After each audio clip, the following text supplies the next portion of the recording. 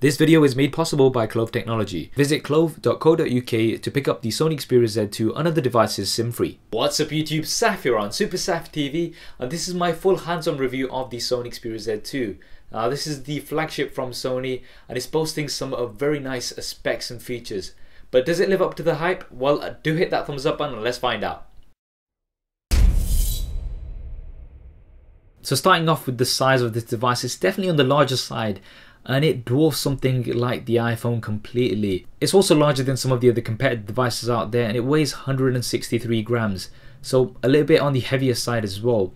Now this does come down partly to the build of this. You've got a single piece aluminium frame around the device with scratch resistant glass panels on the front and the back, so it definitely looks and feels quite premium. It's also IP55 and 58 dust proof and water resistant, so you can actually fully submerge this into water without any issues, and if you do get any water on this in the rain, get some splashes on it, drop it in the pool, you shouldn't have any issues. One of the downsides of this is that you've got flaps for the ports, especially for the micro USB port. It can be a little bit annoying because you do have to open and close it each time. Not a huge deal though. The device is available in either black, white or purple version, so you do have a few options here.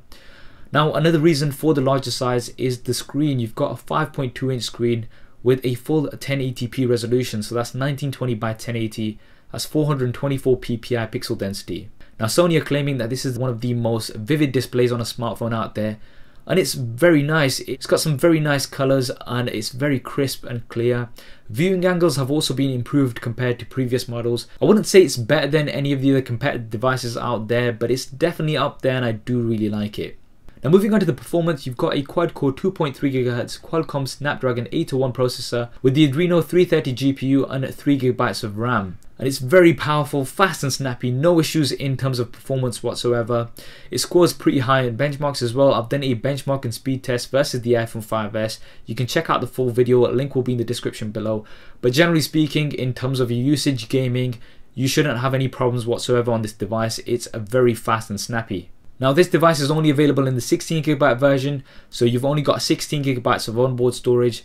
Now in terms of available storage, that works out to roughly about 11.5GB. Now although that might not seem a lot, you can expand the memory on here with a micro SD card slot up to 128GB, which is definitely a big advantage. Now moving on to the cameras, the front facing camera, you've got a 2.2 megapixel front facing camera capable of filming 1080p HD. Now this is okay, but it's not brilliant. I would say it's not one of the best front facing cameras out there. It should do absolutely fine for your selfies and for video conferencing, but what's really something to talk about is the rear facing camera. You've got a 20.7 megapixel rear facing camera and the sensor size on this is almost the same as most compact cameras out there. Pictures are a little bit on the vibrant side, but are very sharp, crisp and clear with lots and lots of detail. I've done a full camera comparison of the Sony Xperia Z2 versus the iPhone 5S.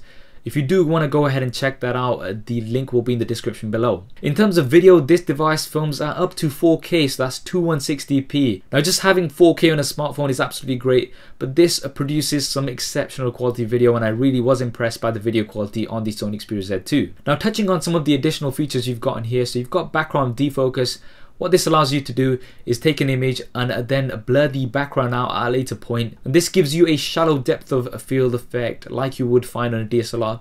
It works pretty well. I personally wouldn't be using it too much, but it's not too bad. You've got Timeshift video on here as well, which is 720p at 120 frames a second, so you've got slow motion on here. And it works very similar to the iPhone 5S, so if you've used slow motion mode on the iPhone 5S, you'll see that it's very similar. You can either slow down a whole video or just part of it and you can get some very nice and interesting effects. The superior auto mode on here also works quite well. You don't have to worry too much about your settings, but it can only take pictures at up to 8 megapixels, so if you do want to take advantage of the full 20.7 megapixels, you will have to go into manual mode. Now the operating system, you've got Android KitKat 4.4.2, so that is the latest version of Android, but you've got the Sony UI on top of this. Now personally speaking, I don't think it's too bad and it's not very intrusive compared to some of the other skins out there. To mention a few of the additional features that you get with this, you've got the quick settings drop down which you can access from your notifications by clicking the button on the top right hand corner, or you can access the quick settings straight away by pulling down with 2 fingers. Now, the best thing about these is that they're fully editable, so you can put on here what you like and you can change the order around as well, which is absolutely great. From your multitasking screen, you can access small apps as well, which are quite nice. So you can get things like a calculator overlaid on top of other content, which is great for multitasking and definitely takes advantage of the 3 GB of RAM of this device. And you can also download more from the App Store. Some other additional features that you've got in here, so you've got notification LD at the top, which works really well. You've got different colors for different notifications, which is very useful. Glove mode is another useful feature. When this is switched on, you can use the device with gloves. This is quite useful if you come from a cold country like I do. Now speakers, you've got stereo speakers at the front, one at the top and bottom. Now this definitely makes it better than a lot of the other devices out there, which usually have a speaker at the bottom or the back of the device, but it's not as good as something like the HTC One M8, mainly because this is a waterproof phone, but it's definitely a great listening experience. The headphones that you get with this device as well, the MDR NC31EM headphones. Now these do come with the device in the UK. I'm not sure if they come with your device if you're from somewhere else, but these are also very nice and give you some very crisp and clear sound. Now moving on to the battery, you've got an absolutely mammoth 3200 mAh battery. This isn't removable, but that wasn't too much of a problem because the battery life on this device is absolutely great. I almost got 2 days on medium use. Now what do I mean by medium use? Well, I take my device off charge in the morning. I keep it on either Wi-Fi or 4G on throughout the daytime. I do switch it off when I go to sleep at night. Now, my usage mainly consists of messaging, so WhatsApp, Facebook Messenger, lots of social media, so Facebook, Twitter, Instagram, a few phone calls here and there, and a few emails here and there.